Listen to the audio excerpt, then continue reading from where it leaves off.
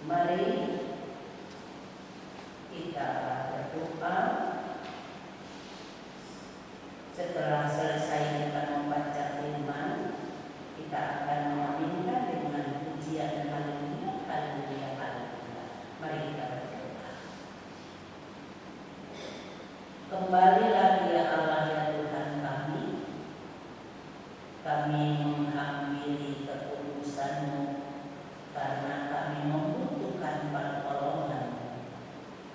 Di tangan kami telah kami buka bagian firman yang akan kami baca, kami dengar, dan kami renungkan bersama. Oleh karena itu kami mohon Roh-Mu yang kudus beri pengertian bagi kami, dan Roh-Mu menuntun kami untuk memahami bagian firman ini, supaya kami dalam tuntunan Roh-Mu juga kami sanggup untuk mempraktekkan firman ini dalam seluruh kehidupan kami hari lepas hari. Dalam nama Tuhan Yesus firman itu sendiri kami sudah berdoa. Amin. Ulangan 14 ayat 22 sampai 29. Persembahan persepuluhan. Haruslah engkau benar-benar mempersembahkan 1/10 dari seluruh hasil bumi yang tumbuh di ladangmu tahun demi tahun, di hadapan Tuhan Allahmu, di tempat yang akan dipilihnya untuk membuat namanya diam di sana. Haruslah engkau memakan persembahan persepuluhan dari gandummu, dari anggurmu dan minyakmu, ataupun dari anak-anak suku lembu sapimu dan kambing dombamu, supaya engkau belajar untuk selalu takut akan Tuhan Allahmu. Apabila dalam hal engkau diberkati Tuhan Allahmu, jalan itu terlalu jauh bagimu, sehingga engkau tidak dapat mengangkutnya karena tempat yang akan dipilih Tuhan untuk menegakkan namanya di sana terlalu jauh dari tempatmu. Maka haruslah engkau menguangkannya dan membawa uang itu dalam bungkusan dan pergi ke tempat yang akan dipilih Tuhan Allahmu. Dan haruslah engkau membelanjakan uang itu untuk segala yang disukai hatimu, untuk lembu sapi atau kambing domba, untuk anggur atau minuman yang memabukkan, atau apapun yang diingini hatimu. Dan haruslah engkau makan di sana di hadapan Tuhan Allahmu dan bersukaria, engkau dan seisi rumahmu. Juga orang Lewi yang diam di dalam tempatmu, janganlah kau abaikan, sebab ia tidak mendapat bagian milik pusaka bersama-sama engkau. Pada akhir 3 tahun engkau harus mengeluarkan segala persembahan persepuluhan dari hasil tanahmu dalam tahun itu dan menaruhnya di dalam kotamu. Maka orang Lewi, karena ia tidak mendapat bagian milik pusaka bersama-sama engkau, dan orang asing, anak yatim, dan janda yang di dalam tempatmu akan datang makan dan menjadi kenyang, supaya Tuhan Allahmu memberkati engkau di dalam segala usaha yang dikerjakan tanganmu. Pembacaan yang kedua, pasalnya yang ke-26, ayatnya yang ke-12 sampai ayatnya yang ke-15. Persembahan persepuluhan. Apabila nama tahun yang ketiga, tahun persembahan persepuluhan, engkau sudah selesai mengambil segala persembahan persepuluhan dari hasil tanahmu, maka haruslah engkau memberikannya kepada orang Lewi, orang asing, anak yatim, dan kepada janda, supaya mereka dapat makan di dalam tempatmu dan menjadi kenyang. Dan haruslah engkau berkata di hadapan Tuhan Allahmu, telah kupindahkan persembahan kudus itu dari rumahku, juga telah kuberikan kepada orang Lewi dan kepada orang asing, anak yatim dan kepada janda, tepat seperti perintah yang telah kau berikan kepadaku. Tidak kuulang kaki atau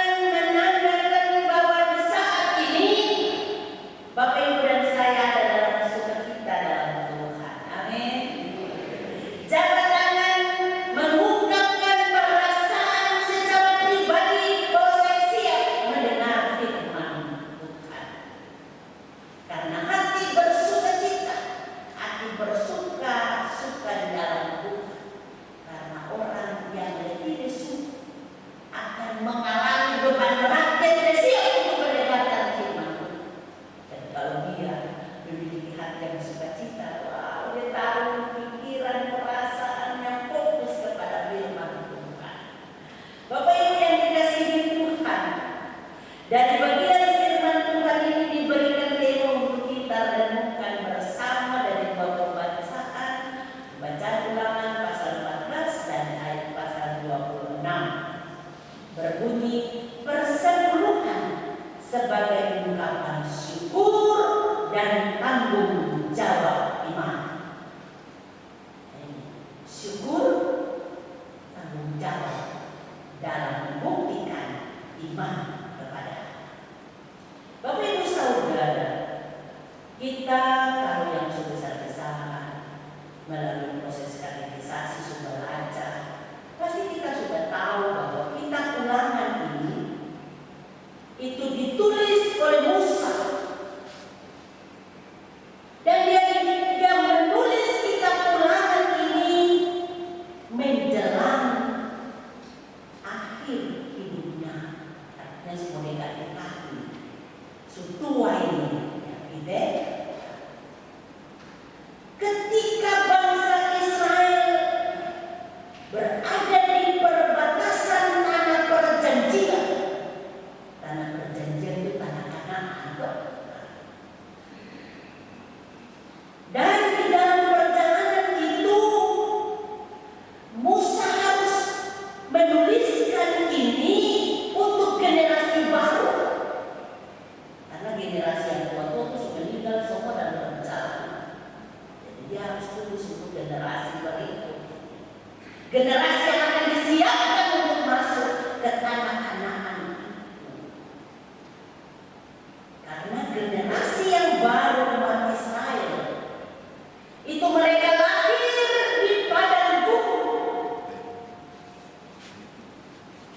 Maka Musa memberikan ulangan hukum-hukum yang telah dia terima dari Allah.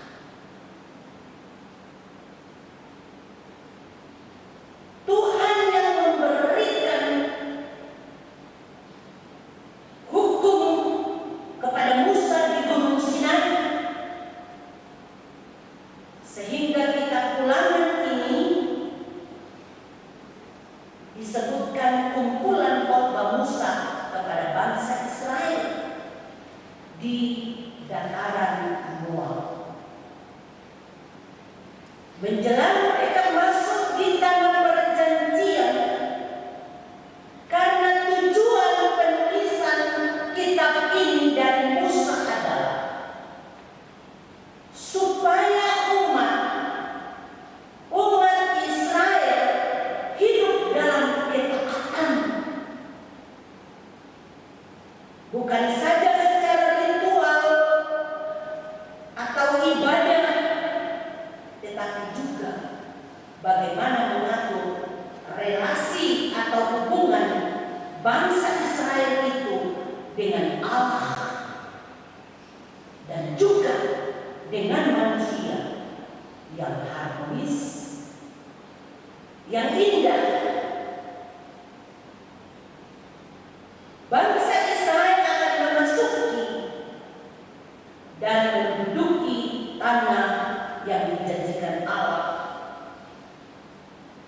yang dikatakan, dan itu terbukti bahwa tanah yang berlimpah susu dan madu, penuh berkat. Sebab itu Tuhan tidak ingin bangsa Israel melupakan siapa yang memberikan sumber berkat itu. Tuhan menginginkan Israel tetap hidup di dalam takut akan Tuhan dan juga relasi atau perjumpaan dengan sesama. Karena itu hukum tentang persepuluhan diberikan,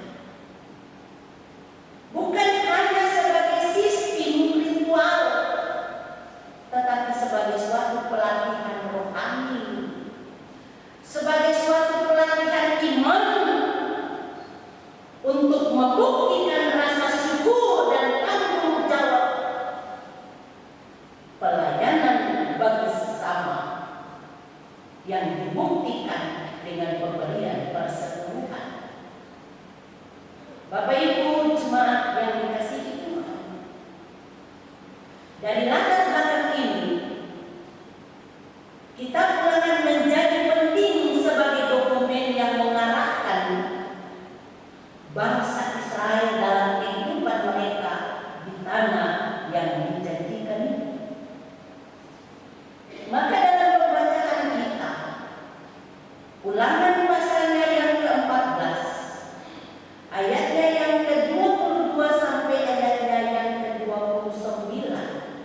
Mari kita lihat bersama.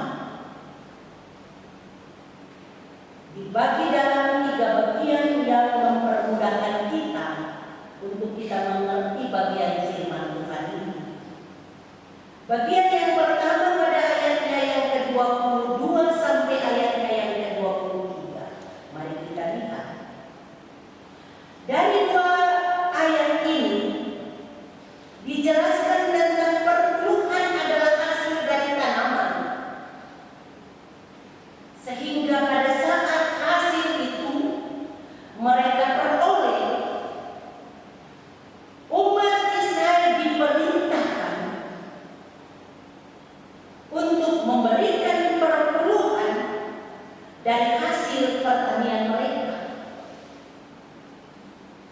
yakni 10 atau 10% dari segala hasil pertanian harus dibawa ke tempat yang dipilih Tuhan untuk dihormati. Tujuan dari perpuluhan ini adalah untuk mendukung para imam dan orang-orang yang melayani di bait Allah, serta untuk merayakan dan mengingat berkat yang telah diterima. Artinya dalam bahasa sederhananya begini, Musa bilang, hai sebelah suku, kamu kan dapat anak. Dari hasil tanah itu dan hasil ternakmu,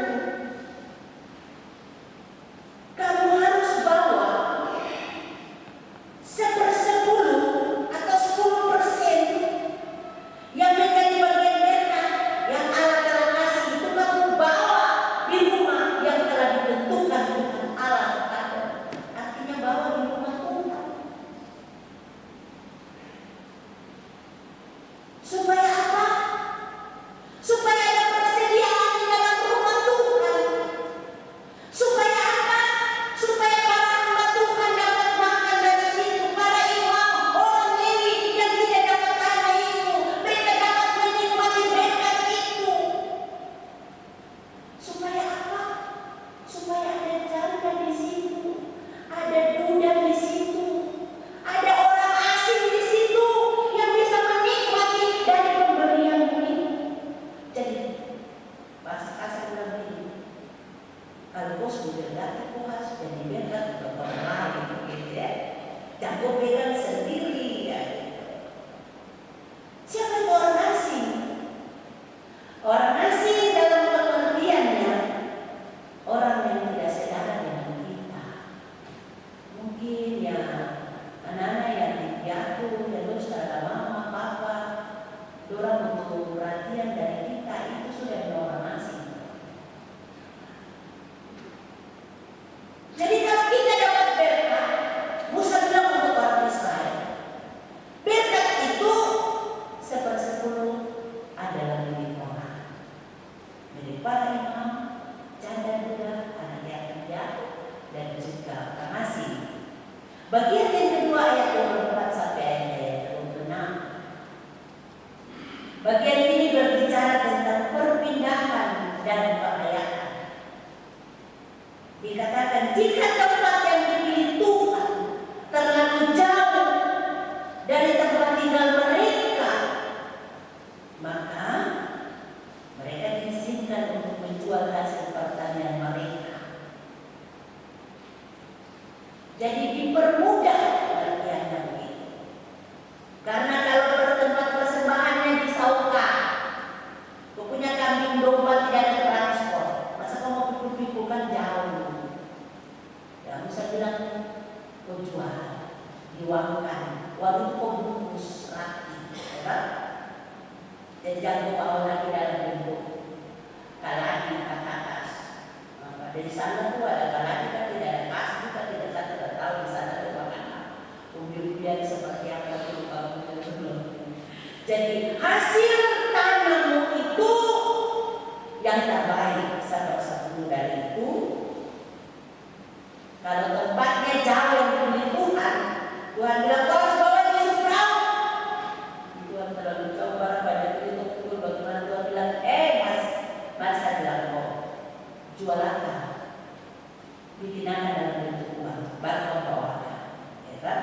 supaya mempermudah dan uangnya kamu bawa dan membeli apapun yang mereka inginkan di tempat tersebut. Jadi ada kebutuhan apa di tempat Tuhan itu, di rumah Tuhan itu? Butuh apa? Butuh ya makanan lah, butuh ya bikin suka, bikin apakah yang dipermudah untuk bisa dikonsumsi oleh semua orang pada saat itu di rumah Tuhan. Di tempat itu mereka diperintahkan pada saat membawa persepuluhan itu, umat diperintahkan untuk merayakan, bukan person, bukan secara pribadi saja, tapi diingatkan untuk bawa seisi keluarga. Jadi kalau bapak pergi, jangan lupa ke mama. Kalau bapak dan mama pergi, jangan lupa ke anak-anak. Karena dituntut dalam pemberian persembahan bukan satu orang, tapi semua, seisi keluarga harus membawa persembahan itu di rumah Tuhan. Supaya apa? Di sana mereka menikmati hasil yang telah diberikan Tuhan dan membuktikan sebagai satu ungkapan syukur dan sukacita. Dan bagian yang ketiga ayatnya yang ke-27 sampai ayatnya yang ke-29. Di sini ditekankan tentang perhatian kepada orang-orang yang membutuhkan, selain memperhatikan para imam, ya para imam itu sendiri ya. Terus umat juga yang diingatkan untuk tidak melupakan orang-orang yang kurang mampu, seperti orang asing, anak yatim, janda, dengan memberikan kepada mereka. Umat Israel diperintahkan untuk menunjukkan kasih dan kepedulian sebagai bagian dari hidup dalam ketaatan kepada Tuhan. Jadi firman menegaskan, hai bangsa Israel, kalau kau bilang kau taat, hai bangsa Israel, kalau kau bilang kau setia, buktikan dalam pemberian persepuluhan. Buktikan itu melayani para imam, anak-anak atau anak-anak yatim, ibu janda, bapak duda, dan orang-orang asing. Buktikan itu. Kalau kau tidak buktikan berarti kau tak beriman. Kau tidak percaya kepada Allah sesungguhnya karena kau tidak melakukan perintah ini. Bapak Ibu Saudara, lalu mari kita lihat Ulangan pasal 26. Ulangan pasal 26 ayat 15 sampai ayatnya ayat 12 sampai ayatnya yang ke-15. Dari bagian ini kita melihat bahwa pada ayatnya yang ke-12 di situ umat Israel diperintahkan untuk mengeluarkan perpuluhan dari hasil pertanian mereka setiap tahun. Perpuluhan ini bukan hanya untuk kebutuhan pribadi, tetapi juga untuk membantu orang-orang yang membutuhkan. Sehingga pada ayatnya yang ke-13, setelah bangsa mengeluarkan perpuluhan, mereka harus menyatakan di hadapan Tuhan bahwa mereka telah mengeluarkannya yang suci dari rumah mereka dan memberikan kepada para imam. Jadi mereka harus bilang, Tuhan, ini persepuluhan kami akan bawa itu. Kami akan memberikannya kepada para imam. Kami akan memberikan kepada orang asing. Kami akan memberikan kepada anak yatim dan juga kepada janda. Ini adalah pengakuan atas ketaatan dan tanggung jawab sosial mereka. Sehingga pada ayatnya yang ke-14 umat diminta untuk bersikap jujur bahwa mereka tidak makan hasil perpuluhan di tempat yang tidak layak dan tidak menyimpannya untuk diri sendiri. Ini menunjukkan integritas dan komitmen mereka terhadap hukum Allah. Jadi kita harus jujur sebagai umat Israel, harus jujur di hadapan Allah. Dan mungkin juga kita harus jujur sebagai umat yang ada di Jepang. Apakah kita telah dengan rutin memberikan persepuluhan?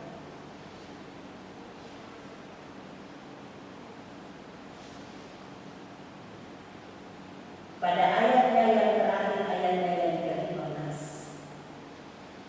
umat Israel diingatkan untuk meminta berkat dari Tuhan.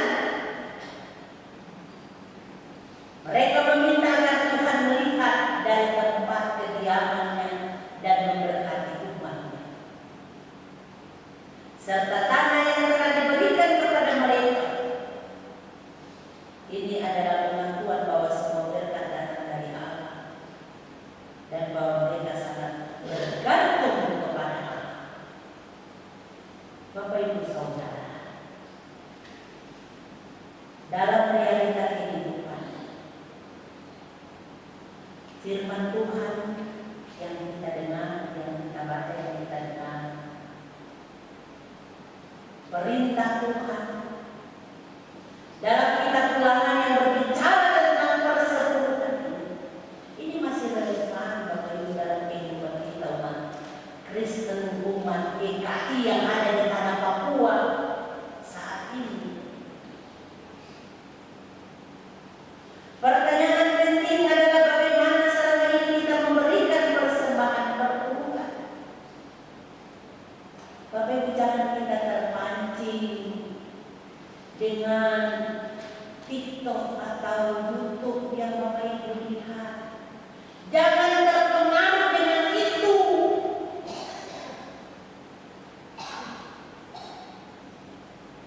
GKI di tanah Papua menerima perpuluhan bukan untuk memperkaya para pendeta. Tidak ada pendeta GKI yang kaya dari perpuluhan. Perpuluhan yang dibawakan oleh umat di tengah-tengah persekutuan GKI di tanah Papua adalah bertujuan untuk semua hamba Tuhan yang ada di tanah Papua ini dapat berkat daripadanya. Jadi Bapak Ibu punya 100.000 yang Bapak Ibu kasih sebagai tanda perpuluhan. Itu pendeta yang ada di pedalaman sana dia dapat 1 rupiah dari akar. Jadi Bapak Ibu kasih ke mereka. Pada saat mereka mengeluhkan tidak makan, mereka mengeluhkan tidak ada transportasi, perpuluhan yang Bapak Ibu kasih itu dikasih untuk mereka dalam bentuk gaji, lalu mereka bisa menggunakan itu untuk kehidupan mereka. Jadi jangan tahan perpuluhan itu Bapak Ibu Saudara. Karena para pendeta yang tidak punya tanah, tidak punya ladang untuk mengelolanya, mereka ikut dari perpuluhan Bapak Ibu yang mereka peroleh lewat gaji. Gaji pendeta itu tidak besar, pendeta GKI gaji tidak besar. Iya, jadi semua pendeta tidak punya mobil.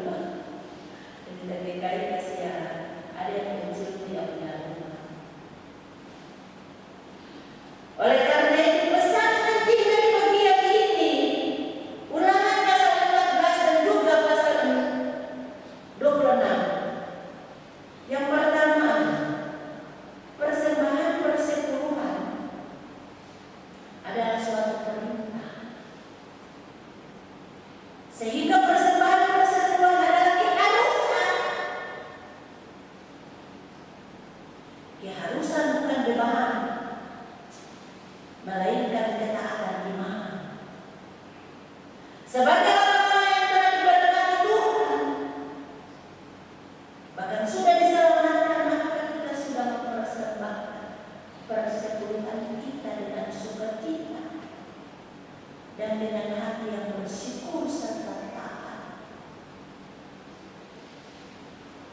Ditekankan untuk membawa persepuluhan itu adalah seisi rumah, seisi keluarga. Sama 5. Kalau Tuhan di mana? 100.000 dari 1 juta tidak besar. Sangat kecil. Jangan paksakan diri untuk memberi kalau tidak ikhlas. Jangan paksakan diri untuk memberi kalau tidak rela. Jangan bilang saya kasih pengucapan syukur bikin satu uang kurang saja. Jangan ada kata itu Bapak Ibu Saudara. Tapi percaya 900 itu akan mencukupkan kehidupan Bapak Ibu pada 1 bulan. Bahkan berkat-berkat akan Tuhan kasih dari pendidikan yang Bapak Ibu tidak pernah menduga. Berkat itu akan ada. Amin Bapak Ibu. Ya berarti kita sekolah ingat-ingat deh. Setiap kita dapat berkat yang 100.000, 1.000, 10.000, apa sih di rumah Tuhan itu berpuluhan. Yang kedua dari bagian ini, marilah kita ingat bahwa yang utama dari persembahan perpuluhan bukan uang atau barang, tetapi yang utama adalah perjumpaan umat dengan Tuhan. Perjumpaan di mana mengalami sukacita, karena di dalam perjumpaan itu umat merayakan berkat-berkat Tuhan. Syukur bagimu ya Allah, kemuliaan kami naikkan karena berkat kami peroleh daripada-Mu. Berkat nawas hidup, berkat umur panjang, dan berkat finansial dari hasil kerja itu saudara. Kalau orang sakit tapi kerja, tapi kalau ASN mengganti jalan, kalau tidak swasta tidak usaha, jelas kalau sakit tidak punya uang. Tapi percaya Tuhan itu sumber berkat, Tuhan terlalu baik. Tuhan akan melihat rintihan setiap anak-anaknya dari bibit rumah. Oh, dia ini lapar, sakit, tidak punya beras. Pasti Tuhan mendengar apa yang dinaikkan oleh umat yang percaya bersentuhan dengan kasih Allah ketuk pintu hati. Paulo, kau pergi bawa beras 2 kilo di sana.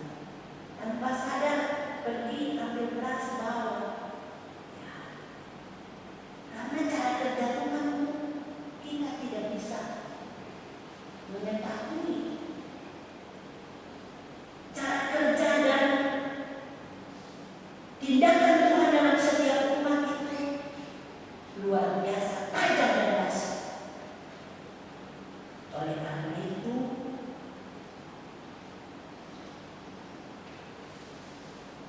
kita dituntut untuk dalam bentuk persepuluhan kita berbagi dan ikut melayani. Yang kaya dan terlalu kaya simpan di bank banyak-banyak bikin apa? Bagi berkat. Karena berkatmu ada bagian untuk imam, anak-anak yatim, dan dunia. Kalau kita tahu bahwa Dia telah mengasihi kita, maka kita juga harus mengasihi Allah dan membuktikan lewat sesama. Yang ketiga, Tuhan melalui firman ini sekaligus mengajarkan kita bahwa selain bersyukur, kita juga harus menyadari dan mengakui bahwa dalam setiap berkat yang Tuhan berikan kepada kita ada titipan Tuhan untuk orang-orang tertentu yang berhak untuk menerima. Dikatakan seperti hamba Tuhan, orang asing, dan janda. Jangan kita lupakan hal ini Bapak Ibu Saudara. Jangan kita abaikan atau kita pura-pura tidak tahu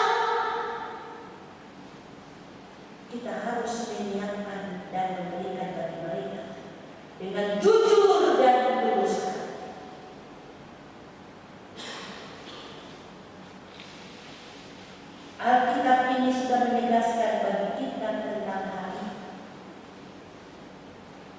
Kita pun tahu bahwa Kristus sendiri sudah memposisikan dirinya pada kaum yang lemah. Orang-orang itu adalah para janda, anak-anak yatim piatu, mereka yang kekurangan atau sakit, berkebutuhan khusus. Mereka ini juga ada di sekitar kita. Ketika kita menaruh kasih dan pemberian kita kepada mereka, kita sudah memberikan untuk Kristus. Itu adalah respon atau tanggung jawab iman kita. Maka kaitan antara Ulangan pasal 14 dan Ulangan pasal 26 adalah tema persetujuan adalah kesehatan dalam penata layanan di tengah-tengah gereja. Persetujuan bukan sekadar hukum perjanjian lama Bapak Ibu Saudara, tetapi gambaran kehidupan umat yang hidup dalam hubungan yang benar dengan Allah. Kita memberi karena Tuhan memerintahkan dan mencukupkan kita.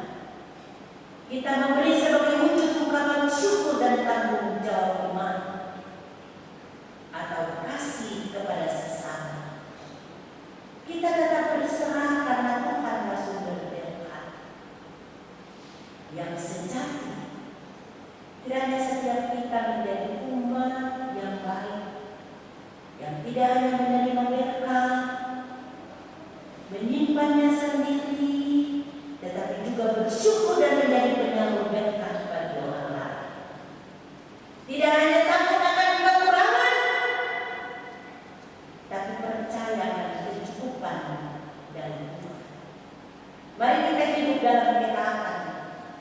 Mari kita hidup untuk selalu bersyukur. Dan kita buktikan dalam kemurahan dan pengharapan karena Tuhan itu setia dan adil. Tuhan yang punya firman, Roh Kudus akan memampukan kita sekalian untuk mempraktikkan firman ini, bukan hanya sebagai pendengar, tetapi membuktikan dalam pemberian persetujuan Bapak Ibu Saudara. Tuhan memberkati dengan firman.